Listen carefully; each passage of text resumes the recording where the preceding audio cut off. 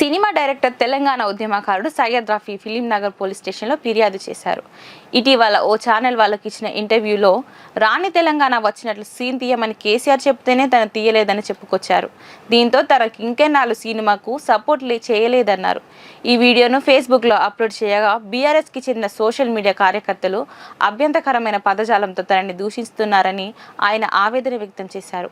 అసభ్యకరమైన పదజాలంతో తనను దూషిస్తున్న వారిపై కఠిన చర్యలు తీసుకోవాలని పోలీసులకు ఫిర్యాదు చేశారు.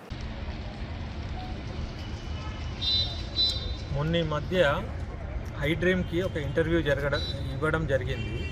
ఆ ఇంటర్వ్యూలో యాంకర్ అడిగింది ఇంకెన్నాళ్ళు సినిమా గురించి ఒక ప్రస్తావన వస్తే నేనేమన్నా అంటే కేసీఆర్ గారు రాణి తెలంగాణను వచ్చినట్టు తీయమన్నారు.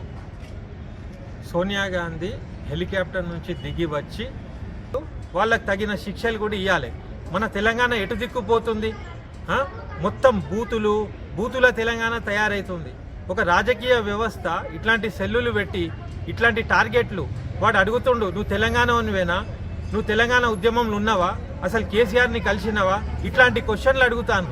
అయితే నేనేమంటున్నా అంటే ఈ తెలంగాణ ఉద్యమంలో నేను ఉన్నానా, కేసీఆర్ని కలిసినా అని అడుగుతాను. అంటేనే ఒక అవగాహన లేని వాళ్ళను ఆడ రిక్రూట్ చేసి వాళ్ళకి జీతాలు ఇచ్చి మాలాంటి నిజాయితీ గల ఉద్యమకారుల మీద కూడా ట్రోలింగ్ చేస్తాను.